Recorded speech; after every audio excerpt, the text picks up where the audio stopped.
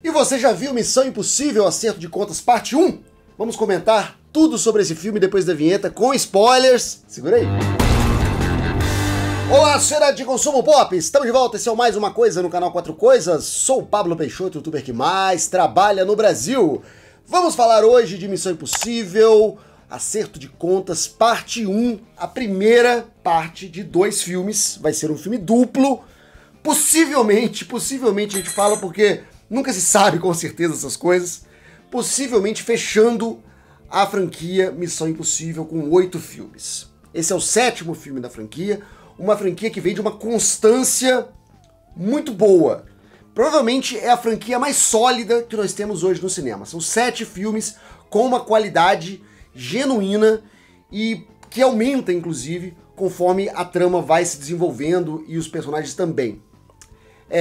Esse filme é considerado o melhor Missão Impossível. Uma série, uma franquia, como eu disse, que começou no cinema em 96, dirigido pelo Brian De Palma, que é um diretor já não muito especializado com filme de ação, que trouxe um desenho diferente para filmes de espionagem e ação naquela época, e ao mesmo tempo é baseado numa série de 1966. Foi o primeiro, talvez uma das primeiros filmes desse revival de séries dos anos 60. A gente teve Vingadores, que não são os Vingadores da Marvel, a gente teve Agentes da Uncle. Outras séries de espionagem também foram adaptadas para cinema, mas Missão Impossível, com certeza, além de ser a mais famosa delas, também se tornou a mais lucrativa, a mais rentável e a mais longeva de todas elas, terminando com essa dupla de filmes, que agora, dirigidos pelo Steve McQuire, que é um cara que tá ligado ao Tom Cruise diretamente, é o escudeiro fiel. Tom Cruise dirige a maioria dos recentes filmes do Tom Cruise e ajuda a escrever também esse roteiro, que é uma metáfora muito bem colocada da situação da franquia, da situação do mundo atual e da situação do Tom Cruise. Porque é um filme que dialoga com coisas que estão sendo polêmicas hoje. E olha que esse filme foi filmado durante a pandemia. Então o filme está mais atual hoje do que era quando ele recebeu o sinal verde para filmar. É um filme onde um herói analógico, um herói à moda antiga, tenta derrotar um algoritmo, tenta derrotar uma inteligência artificial. E nunca se falou tanto de algoritmo e de inteligência artificial como hoje em dia. Com os chats GPT, com a polêmica do uso do deepfake, tudo isso está sendo discutido hoje em dia e tá nesse filme.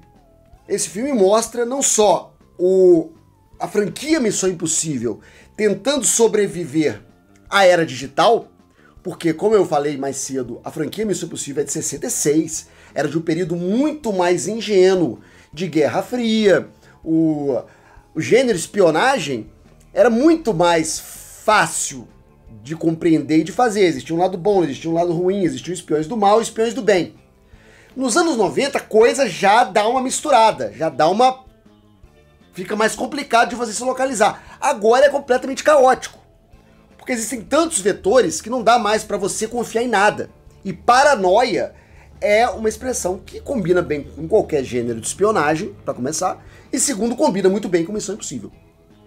Uma das características mais marcantes da série Missão Impossível são as máscaras, que é o que vem lá da série também, e aquelas máscaras que o Ethan Hunt e outros personagens usam para se disfarçar, elas são retratos disso, de que você não pode confiar em ninguém.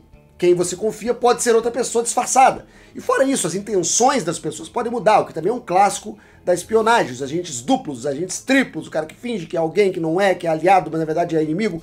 Isso tudo tá no DNA do gênero e é trabalhado nesse filme. E mesmo as coisas mais ingênuas, como, sei lá, o nome da agência, ou a própria existência da MF, até zoado que poderia ser o Fundo Monetário Internacional, que tem o mesmo nome em inglês, até mesmo a existência da agência Missão Impossível é questionada como ridícula, como algo que parece inventado. Porque não combina mais com o mundo real de hoje. É muito ingênuo para o mundo real de hoje. Mas mesmo assim eles têm que dobrar essa aposta. Eles têm que confiar que o público vai embarcar. Eles te fazem esse convite para embarcar. Olha, é uma agência de espionagem independente mundial maluca e que você tem que entrar no jogo. E é isso aí que eles fazem logo no início, quando o Ethan Hunt encontra um outro agente e eles trocam algumas informações sobre Missão Impossível. E depois também ela é citada naquela reunião do governo, onde eles falam pela primeira vez da entidade, que é essa inteligência artificial, que depois a gente descobre que foi criado pelo governo americano e que se tornou autoconsciente. Não só, perceba agora, o filme ele luta contra a própria atualização da franquia. Luta não, ele se adapta à atualização da franquia. É uma franquia ingênua no mundo não mais ingênuo. Como também o próprio personagem do Ethan Hunt, ele também é um personagem analógico. Ele é um personagem que surgiu pela primeira vez lá nos anos 60, mas foi interpretado pela primeira vez Tom Cruise em 96. E ele é um personagem do mundo analógico. Ele é um personagem que ele mesmo entra no local pendurado na corda para pegar os planos secretos. E agora ele precisa se deparar com um inimigo que não pode ser morto, que não pode ser socado, que ele precisa ser mais inteligente do que um computador, do algoritmo que consegue prever o futuro, através de possibilidades. E ele precisa ser mais esperto que a máquina para vencer. E esse desafio incrível é que domina o filme todo. E mais do que isso, a gente saindo do filme, também é a realidade do Tom Cruise, que é um ator, também com um currículo grande em filmes de ação, se deparando com o mundo digital. Ele é um ator, acabou de fazer 60 anos, ele é um ator da época do analógico, se deparando com esse admirável mundo novo, digital, e tendo que ele mesmo lutar contra, e se adaptar também contra essas inovações. Só um exemplo, o Tom Cruise é um dos únicos atores que, por contrato, ele não pode receber rejuvenescimento facial. Tanto é que o flashback que acontece nesse filme, ele aparece sempre nas sombras. Os outros personagens não, eles são rejuvenescidos. Ele não pode nem ser representado por inteligência artificial, deepfake, nem rejuvenescido na tela. Tom Cruise se recusa a usar esse artifício. Então perceba que em todas as camadas, esse filme ele fala da mesma coisa. Um mundo analógico tendo que vencer o mundo digital, tendo que se adaptar ao mundo digital, tendo que compreender o mundo digital para poder vencer. O filme Maverick, que está sendo bastante comparado, obviamente, os dois têm o Steve McQuarrie, os dois têm o Tom Cruise, os dois são franquias clássicas dos anos 90 que voltam. O Top Gun, ele é um filme de ação, ele é um filme de guerra. O Missão Impossível é um filme de espionagem. Ele tem uma proposta um pouco mais intrincada no roteiro.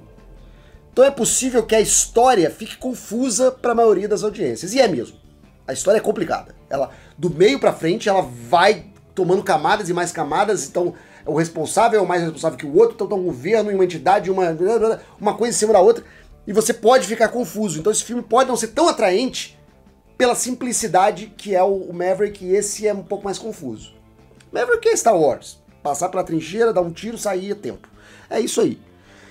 Esse não. Esse é um filme um pouco mais complexo, que exige um pouco mais da audiência, porque trata-se de um filme de espionagem, não é um filme só de guerra, então de ação, de correria, de explosão. Mesmo assim, na correria, na explosão, esse filme se supera e muito. Porque existem cenas absurdas, incríveis de ação, incríveis de explosão, perseguição. Essa franquia ela é todinha costurada. Se você voltar no primeiro filme, você vai ver como os personagens voltam e as coisas se encaixam. Em gerações de personagens, inclusive. Esse filme é sensacional e eu chamo a atenção para a cena do trem no final, que eu nunca tinha visto aquilo. Eu nunca tinha visto um desastre de trem lento tão emocionante como esse filme fez. As jogadas com a gravidade, com as coisas caindo, com as pessoas penduradas e tendo que voltar. Aquilo ali, para mim, vendeu o filme completamente. Eu tava esperando aquela cena da moto, que é incrível, que a gente já tinha visto o making off, que a gente sabia o que tinha acontecido, mas a conclusão da cena é muito mais fantástica e nenhum trailer preparou a gente para isso. Excelente filme. O Tom Cruise, ele é um herói no auge, apesar dos seus 60 anos, ele é retratado como um herói no auge. Ele não reclama de dor nas costas, ele não reclama de ter artrite, ele não reclama de ter platina no osso. Ele é um herói no auge. É um herói que não é tratado como uma peça de museu. Apesar de toda a estrutura sugerir isso. que é um herói antiquado, é um herói de outra geração se deparando com esse mundo. Mas mesmo assim, ele consegue manter a dignidade, consegue manter o status de herói, como o Maverick também faz, apesar... Aí o Maverick é até zoado pela idade, mas ele também se apresenta como ainda o Top Gun, e o Ethan Hunt ainda é o Top Gun da Missão Impossível. E eu acho que isso ajuda a vender o filme, você não ficar com dó do protagonista e nem ter apresentar um novo personagem jovem que vai tomar o manto do protagonista. Já vi que isso não funciona. Não funciona em nenhum nível, nunca funcionou. Sempre a galera tá atrás do herói, tentando buscar ali um heroísmo que talvez não esteja mais lá, mas que o filme tem que vender. E Missão Impossível ainda consegue vender esse grande herói, e esse é um dos maiores méritos desse filme. Vendeu um grande herói em um filme tecnicamente perfeito. E é isso aí que eu queria conversar com vocês. Muito obrigado por assistir esse vídeo. Daqui a pouco eu tô de volta com mais assunto da cultura pop. E depois da vinheta vão aparecer opções do canal pra você clicar e ficar mais um pouquinho comigo. Até mais, até breve, até já. Tchau.